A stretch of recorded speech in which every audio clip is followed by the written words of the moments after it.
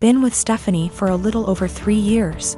More or less relationship is good. She tends to be way overdramatic when we fight, which isn't often.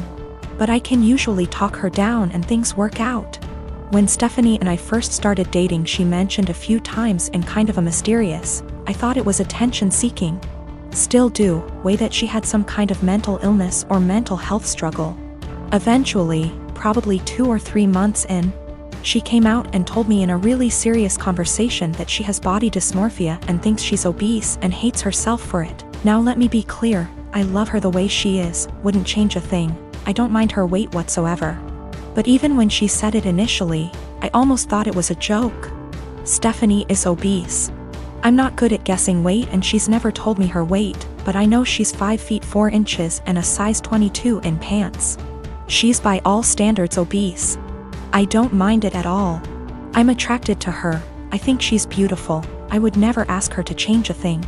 It didn't come up again for a while, but last fall she took a psychology course for her college degree and they talked about mental illness, and it came back up. She came in one night almost happy, in a weird way, saying that she understands everything that's wrong with her because they talked about BD in class and it all makes sense. She has never been diagnosed by a medical professional and can't see a doctor for lack of health insurance. Ever since then, she talks about it a lot. I'm not one to poke at people just to poke, so I just let it be. But she talks about it all the time. She blames arguments we have on her BD. She uses it as an excuse to eat poorly and not take care of herself. Because she is straight up convinced that she is smaller than she is and that the person she sees in the mirror is a dysmorphic situation. She is part of an online BD support group and talks openly to me about how she's met people who finally understand her. And she gives them advice and guidance based on her struggle with BD. She's pointed to actresses like Mindy Kaling and compared the actress's body to her actual body versus BD body. And says it's nice to see herself represented on screen. No offense intended to my girlfriend, but that's not her body type. She is much bigger than that. I'm getting to the point where I don't know what to do. She uses it as an excuse for all her behavior. I honestly don't know if she truly thinks she has BD or if she just uses it to justify herself. When we first moved in together, she would cover all the sizes on the tags of her clothes with Sharpie so I wouldn't see them. She's since stopped doing that, or only does it when she remembers. But it made me think she might be aware of her size and just tries to pretend she has BD so no one can talk to her about it. I know this is a weird situation. I'd like to get her or us into counseling, but she doesn't have insurance and goes to a community college that doesn't offer student mental health services. I'm not sure what to do. My husband and I have been married for 3 years now. I have a daughter, 15 years old, and he has a son, 24 years old. I am friendly with my stepson, but we aren't close. He has a biological mother who is a perfectly fine woman. I'm not here to take the role of his mom. My late husband, my daughter's father, died when my daughter was 6. We both contributed to her college fund. My daughter's paternal grandparents have also contributed a large amount. Right now, the fund has about $180,000. My daughter is extremely bright, and I'm not just saying that because I'm her mom. I truly believe she has the capacity to go to an Ivy League school, and her teachers have said she has the potential as well. And I don't want costs to hold her back. Our income would be too high to get any meaningful financial aid. And while there are a few merit-based scholarships out there that she will be applying to, we don't want to put all our eggs in one basket and hope she gets it when it's so competitive. My current husband and I have separate finances. He doesn't contribute at all to my daughter's fund. My stepson is struggling with a heroin addiction and has stolen money, jewelry, heirlooms, and electronics from us for drug money. I understand that addiction is a disease, and I personally paid for an outpatient detox for him, which cost $1,000, which failed. His father then paid for an outpatient rehab program, which cost $6,500, which also didn't work because he barely showed up. He promised us he'd do better next time and he needed another chance. So I split the cost of another $6,500 outpatient rehab program with my husband, which seemed to work during program, but he relapsed as soon as he got out of it. I have spent so much money, time, and energy and it hasn't helped at all. My husband and my stepson want to try a 60-day inpatient rehab program, which will cost $30,000. I had absolutely no idea where they were supposed to get the money for that, considering the thousands and thousands of dollars that were already spent, and the fact that we no longer had anything of value in our house. They want to use my daughter's college fund, which to me is absolutely off limits. I feel like it's completely unfair to my daughter to punish her for my stepson's addiction, unfair to my late husband and his parents, but frankly, I don't think spending $30,000 will work. My husband thinks I'm an asshole because I'm prioritizing my daughter's education over his son's life, and he believes medical needs come first. He then asked my daughter if she'd be willing to use $30,000 from her fund to pay for her stepbrother's rehab, and she got very quiet and did not answer. He then got very upset with her and said she was being selfish. My daughter later told me that she didn't want to give her stepbrother the money, but she felt so guilty. And I am furious at my husband for emotionally guilt-tripping my daughter like that. Since my wife and I got married 3 years ago, things have been off. I know that people grow and change with time, but around our wedding, my wife changed drastically. She bleached her dark brown hair blonde right before the ceremony, and I honestly thought I was in the wrong church for a split second when she came down the aisle. We moved into our house right after the honeymoon, and she went into full domestic mode. We'd shared cleaning duties before, but once we moved into the house, she became insistent on doing everything before I could even get to it. Since this is our first house, I thought it was some kind of homeowner nesting thing, but it never stopped. Her hair color is none of my business, and I think most people would be happy not to have to clean. So I honestly didn't really think much of either of those things at the time. The big thing has always been how closed off she got after the wedding. When we were dating, she'd tell me long rambling stories about her feelings and rant to me when she was upset and all that. And I liked hearing about what was going on inside her head. After the wedding, that stopped pretty abruptly. If I ask her how her day is, she will only ever tell me that it was fine or super. She doesn't talk to me about her feelings anymore, ever, even when I explicitly ask, "How do you feel about X?" She also stopped telling me about anything important that happened to her.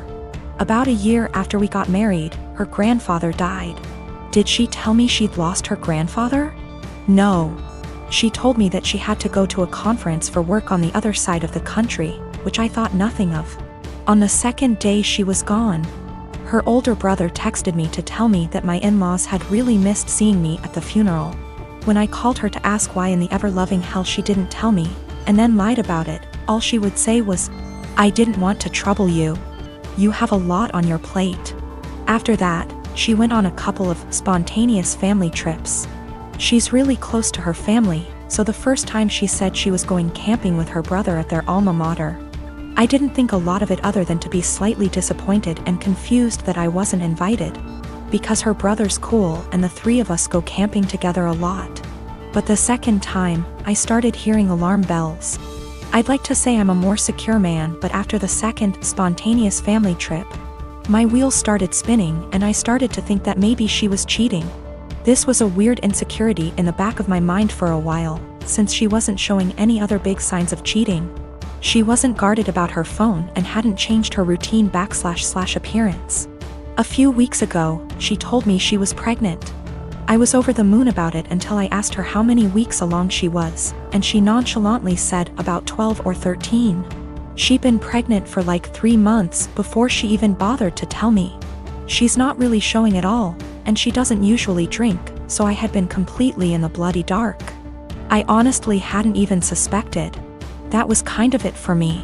I was sure she was cheating, and that it wasn't my kid. I thought there was no possible way that a woman would keep her pregnancy a secret from her husband for 3 months. So I snooped. Yes, I know I was wrong, but I wanted proof that she'd been having an affair before I moved out. One of my best buddies from college is a divorce attorney, and when I asked him what I should do, he sent me the info for a key logger. I installed it on my wife's laptop and was prepared for the worst. Now, I feel like what I found is somehow worse than her cheating. I didn't find any steamy messages, but I found out that she keeps a diary in a Word document that she writes in every day. I know I should have just stopped once I knew she wasn't cheating, but once I saw my name in her diary, I couldn't stop. I read all of it. All 7 separate documents, going back to way before we'd even met. Turns out she's not cheating. She's depressed, hates herself, and has absolutely no trust in me. All of the stuff I've been confused and bothered by has some kind of sad, self-loathing explanation. She hates having blonde hair, but she writes, I know he'd divorce me if I went back to being a brunette. Because wives are supposed to be blonde almost every week. The wives are supposed to be thing is tangled up in everything. She thinks wives are supposed to be quiet, which is why she doesn't talk to me anymore. She thinks wives are supposed to make things easier for their husbands, not harder. Which is why she didn't tell me when her grandfather died. It just goes on and on and on. She didn't tell me when she got a huge promotion and a raise because he'd leave me in a heartbeat if he knew I made more money than he does. Men can't handle that. It hurt to know that she thinks of me as some kind of one-dimensional 1950s husband. And I've been racking my brain to think of anything I could have done to make her think this way. What I can't handle is that she'd lied about the big stuff. I honestly don't know if I can forgive her for not telling me about the miscarriages. The spontaneous family trips were actually her miscarrying 2 of our children, one at 5 weeks, the other at about 10. She went and stayed with her parents while she was recuperating, and her brother and sister came to support her. But not me. I didn't get to be there for her, because she thinks I would leave her immediately if I knew that she'd killed our children. She's convinced that she caused both miscarriages because she smoked pot for a long time before we got married. For what it's worth, it sounds like her family tried both times to get her to tell me, but she wouldn't. She finally told me about this pregnancy because her parents threatened to tell me she didn't. I'm just absolutely confused. I don't even know what to think right now. I'm just so baffled because everything she says about me in her diary is insanely nice. She goes on for pages and pages about how much she loves me and how she thinks I'm her soulmate and how she would do anything for me. I just can't understand why she thinks that I would leave her. Knowing that she's spent the last 3 years walking on eggshells around me, convinced that I would leave her at the drop of a hat is just so confusing and awful. I feel like our marriage is some kind of lie. The woman I thought was self-confident and ready to take on the world is actually full of self-loathing and really, really depressed. I don't know her at all. She's been suffering silently with depression long before we met. She has no faith in me, no trust. She thinks that every hug and kiss I give her and every "I love you" I say is a lie. I just don't know what to do. She obviously needs serious help, but I don't know how to get it for her. I can't tell her that I read her diary. If she has zero trust in me now, I can't even imagine what she'd think if she knew if I read 6 years worth of her private thoughts. I feel like I need to get my in-laws on board somehow, but I don't know what to say to them. I know I can't ignore this, but I feel like any move is the wrong move. I have waited tables for the last 3 years. During my shift last night, a group of 4 women in their late 20s came in. They were a pleasure to have as customers. They ordered 4 of our house cocktails to start with and then went over the menu for their entrees.